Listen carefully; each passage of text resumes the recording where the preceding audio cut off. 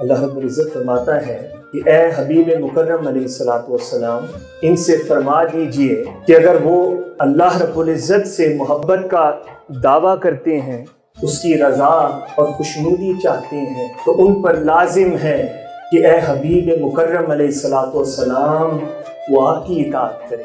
اللہ رب العزت فرماتا ہے آپ کا دعویٰ اس وقت سچا ثابت ہوگا جب آپ میرے محبوب علیہ الصلوۃ والسلام کی پیروی کریں۔ جو حضور علیہ الصلوۃ والسلام کے اسوہ حسنہ کی پیروی کرتے ہیں، اللہ رب العزت انہیں اپنا محبوب بنا لیتا ہے۔ کہ ہمارا حضور علیہ الصلوۃ والسلام سے تعلق اور یہ رشتہ دو چیزوں پر مبنی ہے، ایک حبی تعلق اور ایک مطابقت۔ یعنی آقا علیہ الصلوۃ والسلام سے محبت اور حضور نبی اکرم علیہ الصلوۃ والسلام سے مطابقت، یہ دو امور لازم اور ملزوم ہیں، یہ انٹر ڈیپینڈنٹ ہیں۔ جہاں محبت ہے وہاں مطابقت کا ہونا لازمی ہے، اور جہاں مطابقت ہے تو یہ امر واضح ہے کہ وہاں محبت تو ہے ہی۔ آج ہم صحابہ کرام رضوان اللہ تعالی علیہم اجمعین کی حیات طیبہ، ان کے واقعات کی روشنی میں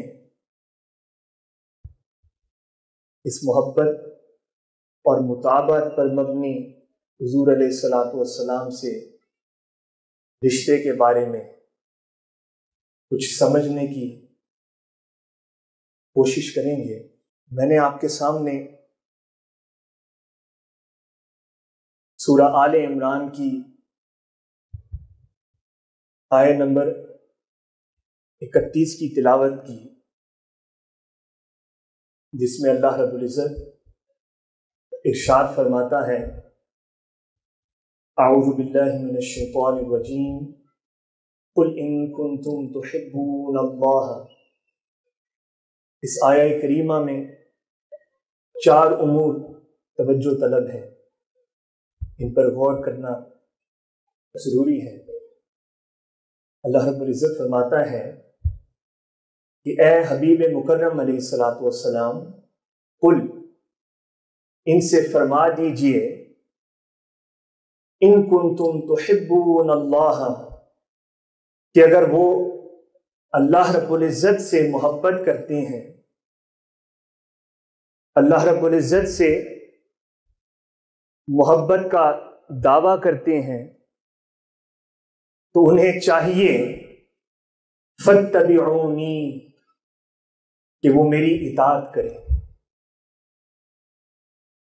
اگر وہ یہ کہتے ہیں، اگر وہ یہ دعویٰ کرتے ہیں کہ وہ اللہ رب العزت کے محب ہیں، یعنی اللہ رب العزت سے محبت کرتے ہیں، اس کے قرب کے متلاشی ہیں، اس کی معیت چاہتے ہیں، اس کی قربت چاہتے ہیں، اس کی رضا اور خوشنودی چاہتے ہیں، تو ان پر لازم ہے فاتبعونی کہ اے حبیب مکرم علیہ الصلوۃ والسلام وہ آپ کی اطاعت کریں۔ اب جب اللہ رب العزت سے محبت کا اقرار ہو گیا تو اسی میں حضور علیہ الصلوۃ والسلام کی محبت چھپی ہوئی ہے۔ اللہ رب العزت سے گویا محبت کا دعویٰ تب سچا ہوتا ہے جب ایسا دوسرے جملے پر آپ توجہ کرتے ہیں، فاتبعونی۔ اللہ رب العزت فرماتا ہے آپ کا دعویٰ اس وقت सच्चा साबित होगा जब आप मेरे महबूब अलैहिस्सलातु वस्सलाम की पैरवी करेंगे। और फिर इसी आया करीमा का एक तीसरा हिस्सा है,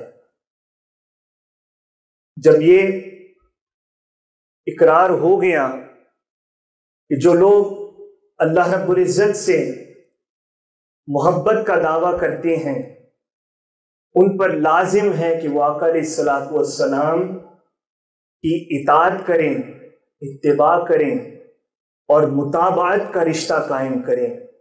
फिर अल्लाह रब्बुल इज़्ज़त फरमाता है युहिब्बुकुमुल्लाह, जो अल्लाह से मोहब्बत करते हैं और फिर आका अलैहिस्सलातु वस्सलाम की पैरवी करते हैं, युहिब्बुकुमुल्लाह, अल्लाह रब्बुल इज़्ज़त उन लोगों को अपना महबूब बना लेता है। यहाँ अल्लाह रब्बुल इज़्ज़त ये भी फरमा सकता था कुल इन कुंतुम तुहिब्बूनल्लाह, कि जो अल्लाह रब्बुल इज़्ज़त से मोहब्बत करते हैं हुजूर उनसे फरमा दीजिए कि मैं भी उनसे मोहब्बत करता हूँ। मगर अल्लाह रब्बुल इज़्ज़त ने ये नहीं फरमाया, इस जुमले को मशरूत किया, कंडीशनल किया, और शर्त ये है कि जो अल्लाह और उसके रसूल से मोहब्बत करते हैं और जो लोग हुजूर अलैहिस्सलातु वस्सलाम से मुताबाअत का रिश्ता कायम करते हैं, अल्लाह रब्बुल इज़्ज़त उन्हीं से मोहब्बत करता है। जो हुजूर अलैहिस्सलातु वस्सलाम के उस्वा-ए हसना की पैरवी करते हैं, अखलाके करीमा की पैरवी करते हैं, खुलुके हसना की पैरवी करते हैं, अल्लाह रब्बुल इज़्ज़त उन्हें अपना महबूब बना लेता है। और फिर इसी आया करीमा का एक चौथा हिस्सा है जो कि तवज्जो तलब है। आगे अल्लाह रब्बुल इज़्ज़त फरमाता है वयग़फ़िर लकुम ज़ुनूबकुम वल्लाहु गफ़ूरुर रहीम।